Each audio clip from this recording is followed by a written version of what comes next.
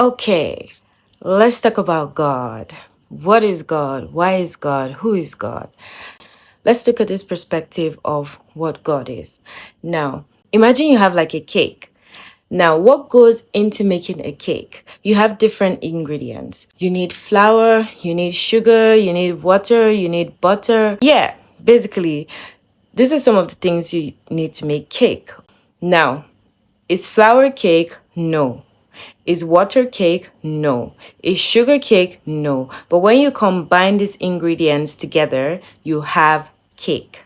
With this perspective, that cake is the divine consciousness, is what we call God in this concept. In the aspect of these different ingredients coming to form cake, you realize that the cake actually doesn't exist on its own. These ingredients have to come together for the cake to exist. With these ingredients, there is cake, but without these ingredients, there is no cake. Yeah. So this cake is the concept of God. Now, if we're looking at ourselves as human beings, for instance, all of us are like accumulation. All of us together are what is called divine consciousness. And that divine consciousness is what we call God. Again, we're still under this perspective. So everybody's consciousness together is what we know as God. In this perspective, God is not some big daddy man in the sky or some larger being or some woman or something like that. It's just divine consciousness. It's just everybody's consciousness together. Coming together. Still on this perspective, let's look at what a hive mind is. What we call a hive mind. Yes, hive mind is everybody acting the same way. Now, the people in power, whoever they are, the like 1% or the government, whoever those like people in power that are literally controlling our economy, controlling like our social behavior, like how we act. These people make use of the hive mind because they understand that the collective consciousness is God. They program us to act in a certain way to fulfill their needs. So we are the gods that they are worshiping in a way. But they need us to function in a hive mind. They need us to believe in the same thing. They need us to be like a monolith so that they can program things into us and brainwash us. They program your thinking. They program you. They tell you when to be angry, when to be happy, when to be sad. They use all these different manipulation tools to program our mind so that we can all think in a hive mind and manifest whatever they want. Again, the hive mind, the group mind, the divine consciousness is God. So when they want something, they have to program God. They have to like ask God for it. And how do they ask? By programming the people so that our hive mind will come together and manifest that thing for them. So sometimes we manifest chaos and the chaos benefits them. Yeah, because the more chaos that is going on with us, the more like it enriches their pockets. Still on this perspective, let's move on to individual power. All these ingredients that come together to make cake. Now, on their own, they still function and they can make other things. This is where our uniqueness comes in. Now, we have flour, for instance. Flour is one of the key ingredients of cake, but flour alone cannot make you cake. So you always need flour for cake, whether it's wheat flour, whether it's rice flour, whether it's yam flour, like whatever type of cake you're making, you need flour. It doesn't have to be like the standard flour that is used. Any type of flour you're using, flour is a key ingredient, but flour on its own is not cake. Sugar on its own is not cake. Water is not cake, but these are key ingredients. Now, flour on its own can make so many other things aside from cake. So aside from like the divine consciousness, people can also come together and form their own consciousness, manifest in a group setting or by themselves. So flour alone can create other things. Flour can create pies. Flour can create like spaghetti. Flour can create like, swallow. Flour can create like biscuit. Like flour can create all these other things aside from cake. That is flour's uniqueness. Now, water is life. Like water can do so many things. Like, and water is like a key ingredient in all these things. But water, we can say water even goes harder than flour, So if flour is gifted, water is like super gifted, Water, you can drink water, you can bathe with water, you can do all these things with water. Yeah. Like water on its own can exist on its own by itself, Water can manifest, it can do a lot of things by itself, aside from the being making cake. Now, sugar also has all these things that it can do. Sugar will add sweetness to your life. Sugar can make your tea sweet, Sugar can be used as medicine, Sugar can do all these things, Even water is medicine, but yeah. So there's all these things that sugar can do, yeah.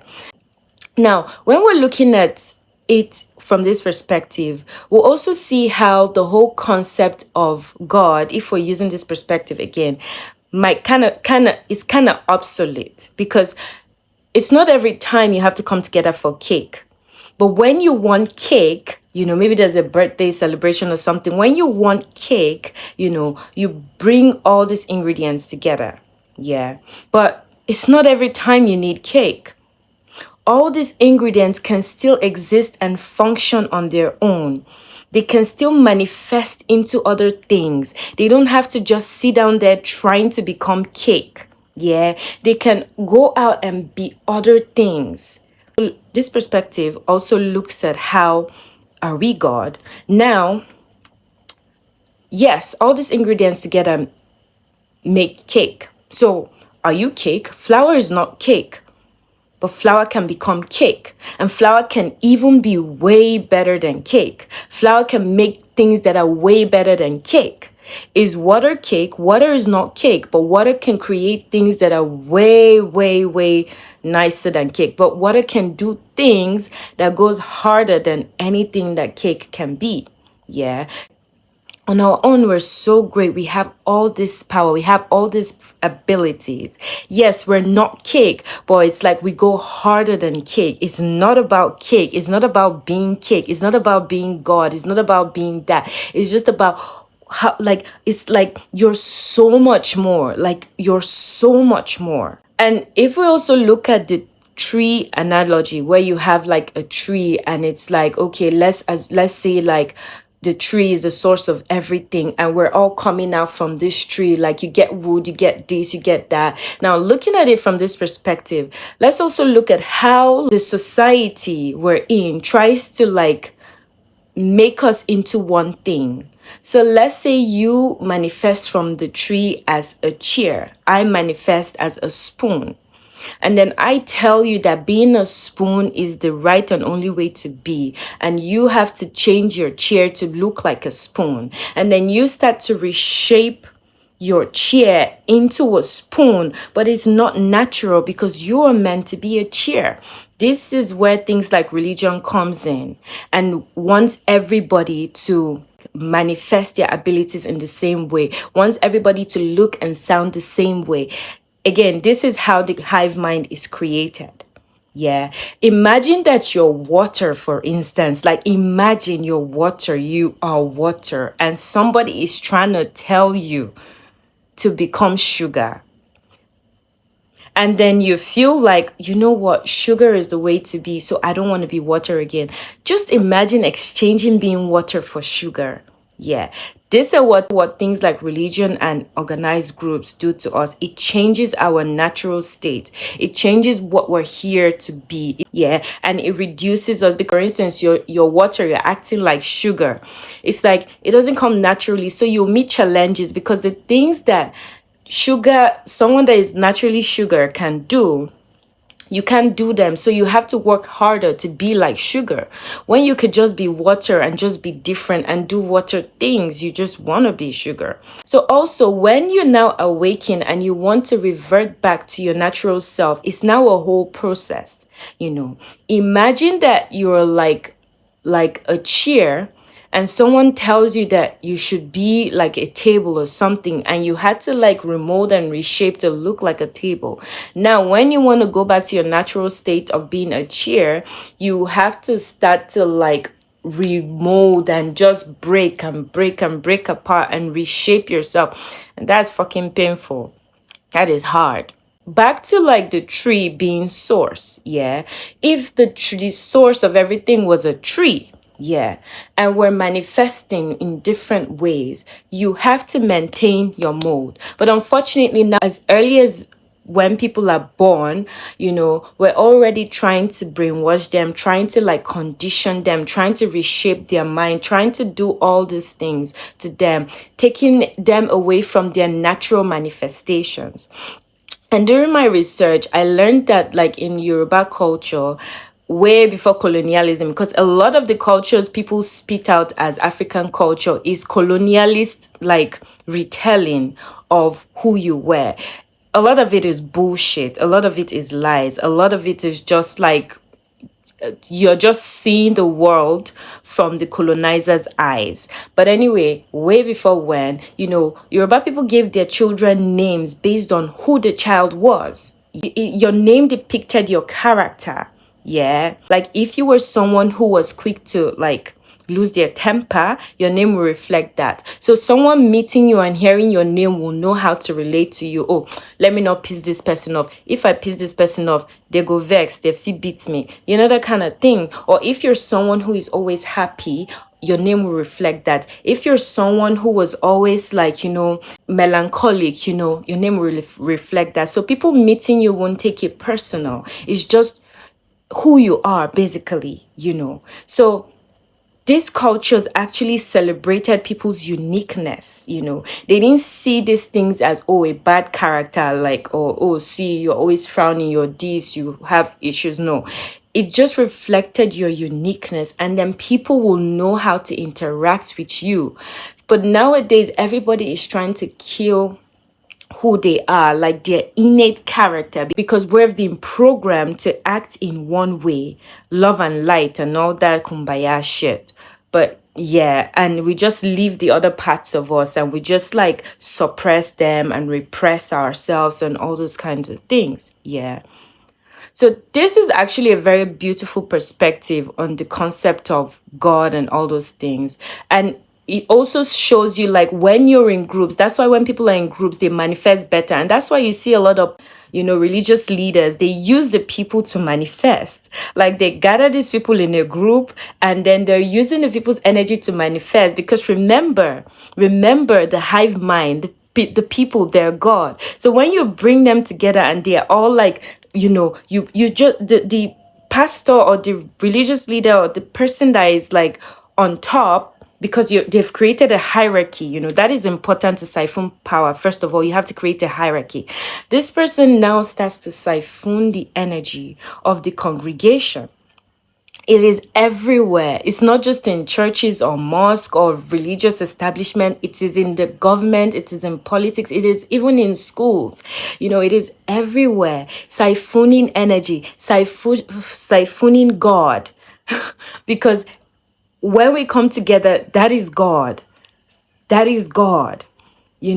So also when you understand this, you also learn how to like use the like divine consciousness to manifest things, to ask for things. You have to connect to the consciousness, like the divine consciousness, connect to the hive consciousness. Yeah. If you want to use the hive consciousness, you connect to the hive consciousness. And it doesn't even have to be on such a large scale. It can be smaller. It can be on a family level, the consciousness of your family. Maybe your family together, the ingredients of your family together can make bread, can make biscuits, and then you run with that. Like, this is what we have made, and you use that. Maybe the consciousness of your friend group can make like tea or something, and also you as a person, if you're sugar, if you're water, if you're flour, if you're like fruit, whatever you are, you also have your innate power that can create, that can manifest. But when you start to look at what other people are manifesting, what other people have going on, that's where problems start. But when you look at when you're self-actualized, you're self-aware, you're self-actualized, you have come into your power, you've come into your divinity, you've come into your greatness, then you will see the things that you can manifest. You will see the uniqueness, the unique things that you can bring into the world, as opposed to trying to like convert yourself into an ingredient that you're not. In summary, what this perspective is trying to show us is we're all an expression of the source of all things. Now, there's so many things you can be. There's so many ways you can express the source. Now, where did the source come from? It's like an age-old question. Where did God come from?